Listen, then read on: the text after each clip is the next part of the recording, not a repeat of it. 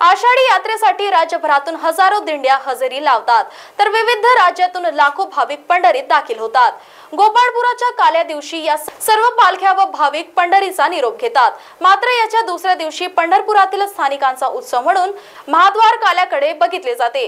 संत नामदेव महाराजांचे वंशज व संत पांडुरंग महाराज हरिदास यांचे वंशज एकत्र येऊन हा उत्सव साजरा करतात। पांडुरंग महाराज हरिदास यांना प्रत्यक्ष विठुरायाने आपले खडवा अर्थात पादुका प्रसाद म्हणून दिला होता।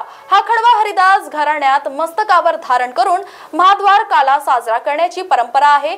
यावेळी संत नामदेव महाराज यांचे वंशज नामदास महाराज यांना दिंडीचा मान असतो।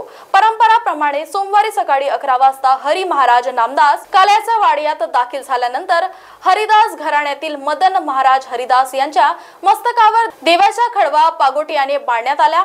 यानंतर श्री विठ्ठल रुक्मिणी मंदिरात 5 प्रदक्षिणा घालून दिंडी ही फोडण्यात आली। मंदिरातून महाद्वार घाटाने चंद्रभागेच्या वाळवंटात, तेथून कुंभार घाटावरून माहेश्वरी धर्मशाळा मुक्ताबाई मठ मार्गे पुन्हा हा सोहळा काल्याच्या वाड्यात दाखल झाला। गुलाल बुक्क्याची उधळण, पुष्पवृष्टी करून दिंडी ही फोडण्यात येत होती। यावेळी हजारो भाविकांना काल्याचा प्रसाद वाटण्यात आला।